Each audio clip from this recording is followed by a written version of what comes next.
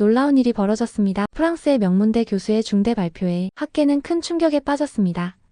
오랜 시간 동안 단절된 채 서로를 잊고 살았지만 너무나도 닮은 두 민족에 대한 이야기. 지금 시작합니다. 안녕하세요. 저는 피에르 라포르입니다. 프랑스 소르본 대학교에서 문화인류학을 가르치는 교수입니다. 저는 한국과 중국의 문화적, 유전적 연결고리를 연구하며 한국 문화는 중국에서 시작되었다 는 가설을 세워왔죠. 그러나 최근 저의 견해를 뒤흔든 사건이 터졌습니다. 저는 동료 교수이자 연인인 제인 교수와 함께 중국으로 여행을 떠나게 되었죠. 제인은 생물학적인 유전적 연구를 전문으로 하며 저는 문화인류학적인 관점에서 동아시아의 유사성을 찾으려 했습니다. 하지만 우리가 중국에 도착하자마자 예상치 못한 일이 벌어졌습니다. 우리 팀엔 서로 라이벌인 두 조교가 있었거든요. 한국인 김민준 조교와 중국인 리웨이 조교였습니다. 김민준은 한국 문화에 대한 자부심이 대단했으며 리웨이는 중국 문화가 동아시아의 중심이라고 믿고 있었습니다. 두 사람은 자주 의견 충돌을 일으켰고 연구 과정에서 그들의 경쟁은 늘 저희를 곤란하게 만들었습니다. 얼마 전 저는 교수실에 앉아 이번 연구에 어떤 조교를 데려갈지 고민하고 있었습니다. 중국인이 중국인인 리웨이를 데려가는 것이 더 나으려나 하면서요. 그때 조교들이 제 연구실 앞을 지나가는 소리가 들려왔습니다. 한국인 조교 김민준과 중국인 조교 리웨이는 최근 몇 주 동안 서로 간의 갈등이 커지고 있었습니다. 그들의 불편한 관계는 단지 연구나 업무에서만 나타나는 것이 아니라 개인적인 차원에서도 갈등을 일으키고 있었지요. 하지만 그 갈등이 과연 단순히 두 사람의 성격 차이 때문인지 아니면 더 깊은 문화적, 역사적 차이에서 비롯된 것인지에 대해 저는 관심을 두고 있었습니다. 김민준, 그런 발언은 너무 경솔해요. 한국은 아무리 고유한 문화와 역사를 자랑한다고 해도 근본적으로는 중국의 영향을 받았다는 사실을 부정할 수 없죠. 리웨이가 한마디 했습니다.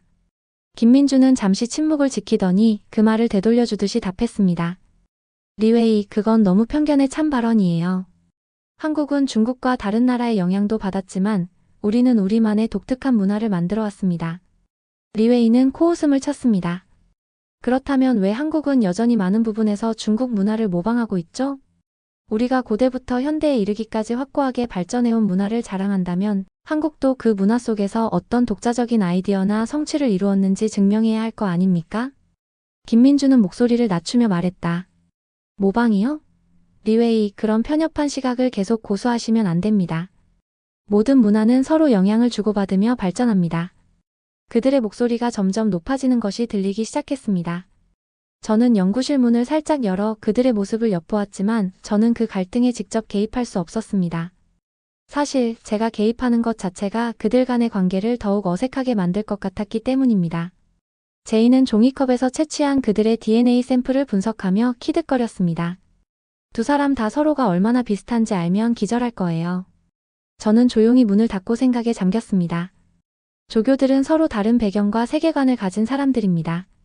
리웨이는 중화 사상을 강하게 믿고 있었고 그로 인해 종종 한국을 낮추는 발언을 했습니다. 반면 김민준은 한국의 자부심을 가지고 있었고 자신이 한국의 전통과 문화를 깊이 이해하고 있다는 자신감을 가지고 있었습니다. 두 사람은 문화적 차이에 대한 태도에서 근본적인 차이를 보였고 그로 인해 갈등이 점점 심화되었습니다. 너희들은 그냥 자기 나라만 최고라고 생각하는구나. 리웨이가 다시 말을 꺼냈습니다. 그렇다면 리웨이, 너는 중국이 아니면 아무것도 아니라고 생각하는 거야? 김민준이 반박했습니다. 이때 저는 마음속으로 깊은 한숨을 내쉬었습니다. 두 사람의 논쟁은 단순히 한 명의 주장과 다른 한 명의 반박으로 끝날 문제가 아니었습니다. 그들의 갈등은 단지 학문적인 논의에서 발생한 것이 아니라 깊은 문화적 자부심과 역사적 배경에서 비롯된 것이었기에 단번에 해결될 수 없다는 것을 잘 알고 있었습니다. 그러나 저는 이 상황에서 어떤 조치를 취하기보다는 두 사람이 서로를 이해할 수 있도록 돕는 것이 중요하다고 느꼈습니다. 결국 문화적 차이는 서로를 존중하고 배워가는 과정에서 해결될 수 있다고 믿었습니다. 그렇기 때문에 저는 그들의 갈등을 지켜보며 더 깊은 대화와 이해를 이끌어낼 수 있는 기회를 마련하는 것이 제 역할임을 깨달았습니다. 이 사건을 계기로 저는 리웨이와 김민준이 서로의 차이를 인정하고 그 속에서 배울 수 있는 방법을 찾아가길 바랐습니다. 그리고 그들에게 더욱 깊이 있는 대화를 유도할 수 있는 기회를 만들어주기로 결심했습니다. 고민 끝에 두 사람 모두 이번 연구 장소에 데려오기는 했는데 잘한 걸까요? 머리가 아파옵니다. 중국에 도착한 우리 팀은 윤난성의 소수민족 거주지역으로 연구 범위를 확장하기로 결정했습니다. 특히 바이족과 이족 마을을 방문하는 일정을 잡았는데 이는 제인 교수의 제안이었습니다. 소수민족 문화에서 한국과의 연결고리를 찾을 수 있을지도 몰라요. 그녀는 말했습니다.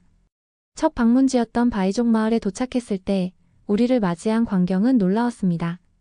마을의 전통 가옥 구조가 한국의 전통 한옥과 놀랍도록 유사했기 때문입니다. 특히 처마의 곡선과 내부 마당의 배치가 한국 전통 건축과 매우 흡사했습니다. 김민준 조교는 흥분을 감추지 못했습니다. 교수님, 이건 마치 제가 경상도 시골에서 보던 집들과 같아요. 더 놀라운 발견은 바이족의 전통 의례에서 나타났습니다. 그들의 조상 숭배 의식은 한국의 제사와 형식적으로 매우 유사했으며 의례용 그릇의 배치 방식도 한국의 전통과 일치했습니다. 리웨이조차 이 유사성에 놀랐습니다. 이 방식은 한족의 전통 의례와도 다릅니다. 오히려 한반도의 풍습에 더 가까워 보입니다. 이족 마을로 이동했을 때 우리는 그들의 전통 자수 문양에서 또 다른 연결점을 발견했습니다. 그들이 사용하는 기하학적 패턴은 한국의 전통 보자기 무늬와 놀랍도록 비슷했습니다. 마을의 노년 여성들이 바느질하는 모습을 관찰하던 제인 교수가 말했습니다. 이 바느질 기법은 한국의 전통 누비 기술과 거의 동일해요. 가장 결정적인 순간은 저녁 식사 시간에 찾아왔습니다. 이족 마을의 향토 요리 중 하나가 발효된 채소를 사용한 음식이었는데 그 맛과 제조법이 김치와 매우 유사했던 것입니다. 김민주는 음식을 맛본 후 놀라움을 금치 못했습니다. 이건 거의 백김치와 같은 맛이에요. 발효 방식도 매우 유사합니다. 한국 음식을 자주 먹었던 리웨이도 고개를 끄덕였습니다. 소수민족 마을에서의 하룻밤, 우리는 그들의 전통 노래를 들었습니다. 오음계를 기반으로 한 그들의 선율은 한국 민요의 구조와 놀랍도록 유사했습니다. 리웨이는 이 모든 유사점을 기록하며 말했습니다. 이 소수민족들은 어쩌면 한반도와 중국 본토 사이의 문화적 교량 역할을 했을지도 모릅니다. 그들의 문화에는 양쪽의 요소가 모두 보존되어 있으니까요. 이 경험은 우리의 연구 방향을 완전히 바꾸었습니다. 한국과 중국의 문화적 관계는 단순한 일방적 영향이 아닌 수천 년에 걸친 상호 교류와 공통의 유산에 기초한 것임을 깨닫게 되었기 때문입니다. 연구 여정 중 어느 날 저녁 우리는 현지 숙소에서 하루 일정을 마무리했습니다. 김민준과 리웨이는 샤워를 마친 후 함께 술을 한잔하기로 했습니다. 그들이 방에서 바닥에 앉아 현지 백주를 나눠 마시고 있을 때 리웨이의 시선이 김민준의 발에 고정되었습니다. 민준, 내 새끼 발톱이 갈라져 있네. 이건 발톱 장식이라고 우리 중국에서는 불러. 한족의 피가 섞인 사람들에게 많이 나타나는 특징인데 리웨이가 술이 들어가서인지 갑자기 친근한 말투로 이야기했습니다. 김민준은 눈썹을 찌푸렸습니다. 그는 일주일 내내 리웨이에게 여러 번 무안을 당한 터라 기분이 좋지 않았습니다. 또 시작이군. 그것도 중화사상의 일종 아니야? 이건 한국에서 며느리 발톱이라고 부르고 전 세계적으로 많은 사람들에게 나타나는 현상이라고. 그럼 전 세계 사람들이 다 한족이라는 거야? 김민준이 퉁명스럽게 대답했습니다. 술이나 마시고 빨리 자. 내일도 바쁘다고. 리웨이는 이런 반응에 화가 났습니다. 이건 주로 여자들에게 많이 나타나는데 너는 남자잖아. 그럼 무좀 때문에 그런 거 아니야? 좀 지저분하네. 그는 삐진 표정으로 자리에서 일어나 일찍 일어나 라는 말만 남기고 자기 방으로 돌아가 버렸습니다. 다음 날 아침 두 조교는 서로 말도 걸지 않은 채 연구를 계속했습니다. 지난밤의 일을 알 리 없었던 저는 평소와 같은 두 사람의 냉랭한 모습에 또 한숨이 절로 나왔습니다. 저녁에 나와 제인 그리고 두 조교는 현지 식당에서 식사를 하게 되었습니다. 분위기는 어색했지만 제인이 유전자 검사에 관한 새로운 연구 방향을 제안하며 대화를 시작했습니다. 최근에 DTC 유전자 검사 키트를 활용해서 동아시아 지역의 유전적 연관성을 더 쉽게 연구할 수 있을 것 같아요. 제인이 말했습니다. 소비자용 유전자 검사가 보편화되면서 데이터 수집이 훨씬 용이해졌거든요. 소비자가 입안을 면봉으로 훑어서 키트에 넣어 보내주면 끝. 간단해요. 그 순간 김민준의 표정이 굳어졌습니다. 그는 잠시 침묵하다가 갑자기 목소리를 높였습니다. 교수님, 그런 키트들이 얼마나 위험한지 아세요? 중국과 미국 같은 나라들이 우리 한국인의 유전자 정보를 무단으로 수집하고 있다고요? 그는 최근 한국신문에 실린 기사 내용을 상세히 설명하기 시작했습니다. 그러다 갑자기 김민준의 목소리가 떨리기 시작했습니다. 제 고향 마을에서 실제로 있었던 일입니다. 중국 업체 영업사원들이 시골 경로당까지 찾아와서 노인분들을 대상으로 무료로 암 검사를 해드린다며 홍보를 했어요. 직접 자신의 유전자를 채취해 보내면 유전자 정보를 분석해 준다며 프리미엄 유전자 검사 키트를 홍보한 거죠. 원래 한 개당 85만 원을 내야 구매할 수 있지만 어르신들은 특별히 무료 제공 이벤트를 연다고 했고요. 병에 걸리면 자식이 고생이니 미리미리 공짜로 검사하라며 부추겼죠. 제 부모님이 계신 마을 어르신들이 대부분 그 검사를 받았습니다. 나중에 알고 보니 그들의 유전자 정보가 전부 중국으로 넘어간 거였어요. 저희 어머니도 그 피해자 중 한 명이셨습니다. 테이블은 순간 조용해졌습니다. 김민준의 감정적 토로에 모두가 충격을 받은 듯 했습니다. 미국도 마찬가지예요. 자국민의 정보는 보호하면서 다른 나라 사람들의 정보는 마음대로 가져가죠. 그의 목소리에는 분노와 함께 슬픔이 묻어났습니다. 제인의 표정이 굳어졌습니다. 그녀는 미국인이었고 이런 일방적인 비난에 당황한 듯 했습니다. 리웨이 역시 불편한 기색이 역력했습니다. 김조교, 정말 유감스러운 일이네요. 제인이 진심 어린 목소리로 말했습니다. 그런 경험이 있었다니 당신의 반응이 이해가 됩니다. 김민주는 깊은 한숨을 내쉬었습니다. 죄송합니다. 개인적인 경험 때문에 감정이 격해졌네요. 하지만 이런 데이터가 AI로 분석되면 사람들의 행동까지 예측할 수 있게 됩니다. 이것도 심각한 개인정보 유출이잖아요. 안보 문제로도 이어질 수 있다고요. 저는 곤란한 입장이 되었습니다. 제인은 내 연인이자 동료였고 리웨이는 우리 연구에 꼭 필요한 조교였습니다. 식탁의 분위기는 순식간에 얼어붙었습니다. 민준 씨, 내가 조심스럽게 말을 꺼냈습니다. 당신의 우려와 경험은 정말 중요합니다. 그리고 그런 일이 있었다니 정말 유감입니다. 우리의 연구에서는 이런 윤리적 측면도 반드시 고려해야 할 것 같네요. 예상 밖으로 리웨이가 말을 꺼냈습니다. 저도 그런 비윤리적인 행위에는 반대합니다. 우리의 연구는 그런 방식과는 달라야 합니다. 그의 진심 어린 말에 김민주는 고개를 끄덕였습니다. 그날 저녁은 어렵게 시작되었지만 오히려 서로에 대한 이해를 깊게 하는 계기가 되었습니다. 호텔로 돌아오는 길에 제인이 내게 말했습니다. 오늘 민준 씨의 이야기를 들으니 우리 연구의 윤리적 측면을 더 고민해봐야겠어요. 나는 동의했습니다.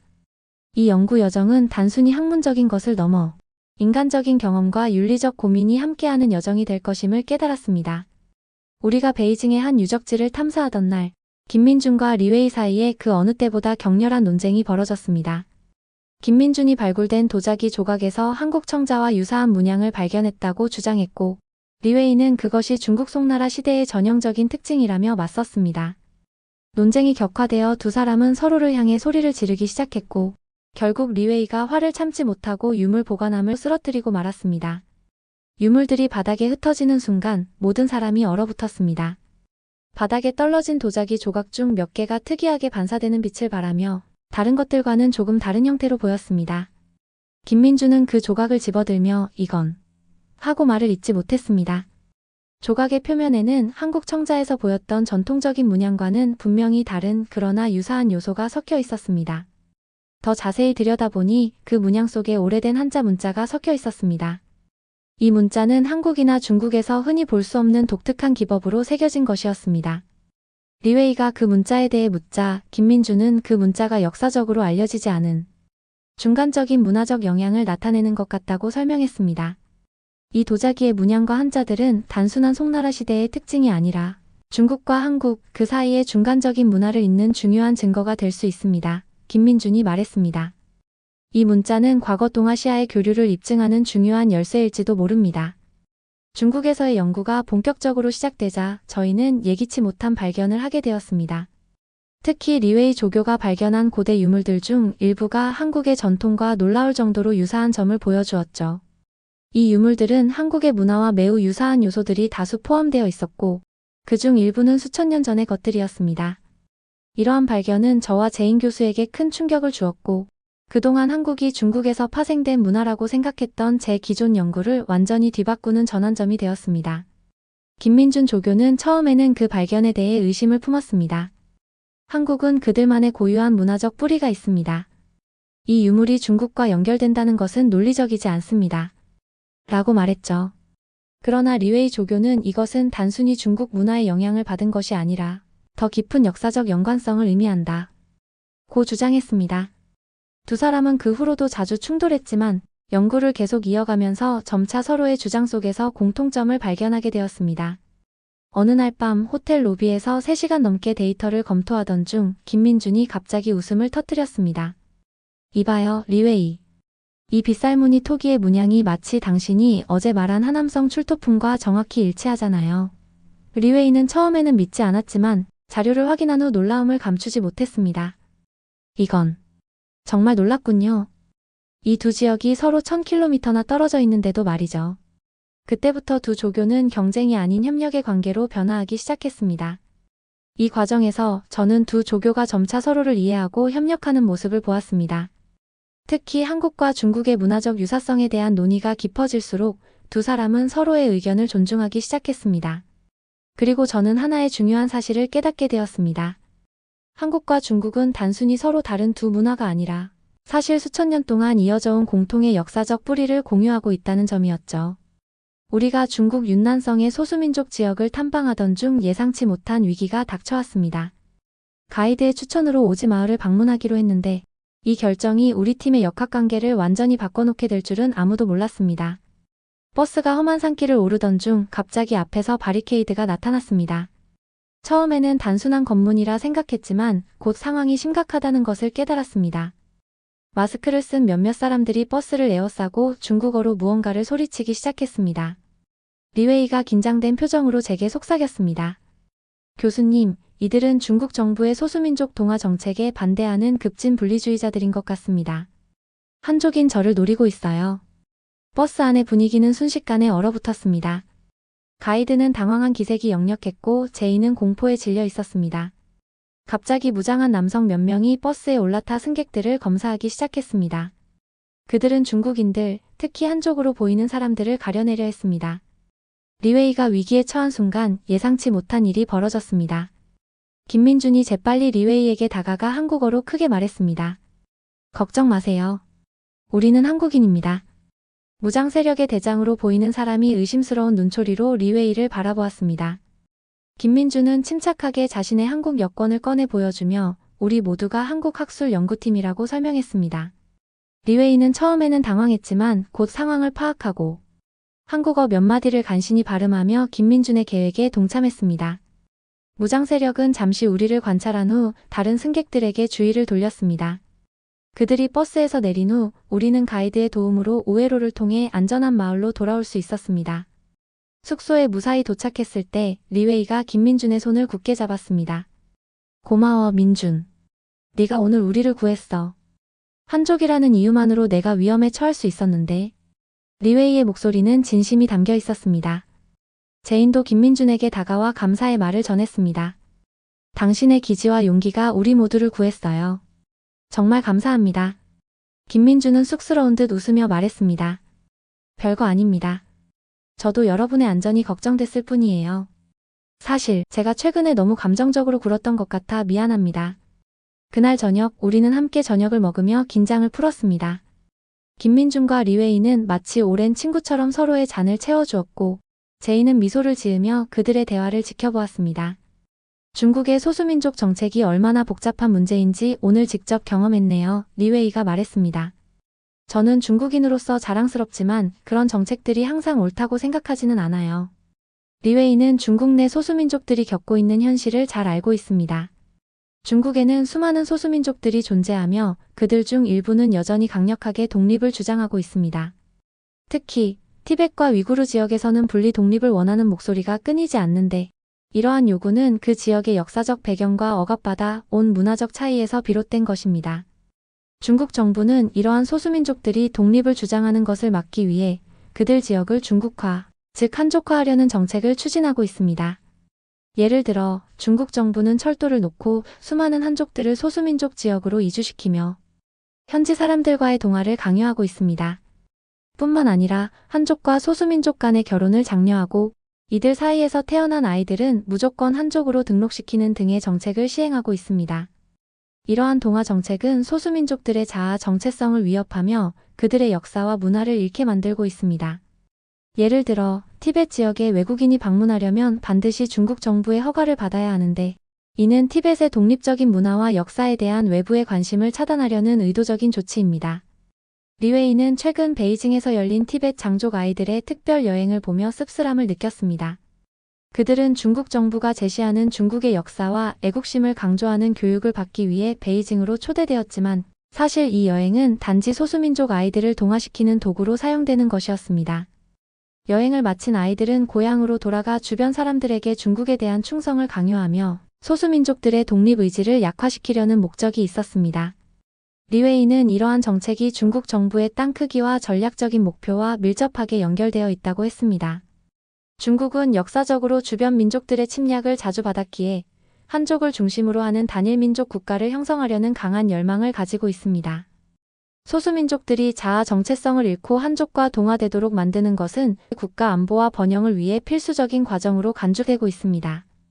또한 리웨이는 중국의 대규모 댐 건설이 인도차이나 반도의 다른 국가들에 미치는 영향에 대해서도 말했어요. 중국은 서쪽 지역, 특히 인도차이나 반도와 접경한 지역에 수많은 댐을 건설하며 그로 인해 주변 국가들은 물 부족 문제를 겪고 있습니다. 이는 중국의 물 자원을 독점적으로 관리하려는 의도적인 전략이지만 이로 인해 다른 국가들은 큰 피해를 보고 있습니다. 침묵이 내려앉은 순간 뜻밖에도 김민준이 고개를 끄덕였습니다.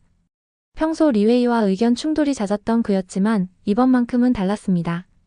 이런 경험들이 우리 연구에도 영향을 미칠 것 같아요. 우리가 단순히 문화적 유사성만 연구하는 게 아니라 그 이면에 있는 역사적, 정치적 맥락도 고려해야 할 것 같습니다. 위기 상황이 서먹했던 우리 팀을 더 단단하게 묶어주었습니다. 연구팀은 시안의 한 외진 마을에서 보름간의 발굴 작업을 진행했어요. 우리가 발굴한 무덤에서는 기원전 3세기로 추정되는 청동 의뢰용 도구들이 발견되었는데 그 장식 문양이 한반도 남부에서 발견된 것들과 놀랍도록 유사했습니다. 저희의 연구가 더욱 진전됨에 따라 또 다른 충격적인 사실들이 드러나기 시작했습니다. 한국과 중국의 고대 유물들이 점점 더 많은 공통점을 보였고 이들 유물들은 한반도와 중국 동북부를 연결하는 중요한 증거들이었습니다. 특히 유전자 분석을 통해 발견된 결과는 놀라웠습니다. 한국과 중국인들 간의 유전자 구조가 예상보다 매우 유사하다는 점이 밝혀졌기 때문입니다. 이 연구 결과는 저희뿐만 아니라 국제사회에도 큰 영향을 줄 것입니다. 결국 저희는 두 문화가 동아시아의 역사적 흐름 속에서 서로 영향을 주고받으며 발전해왔다는 결론에 도달하게 되었습니다. 김민준과 리웨이 조교는 이제 서로의 차이를 넘어 하나의 목표를 향해 협력하고 있습니다.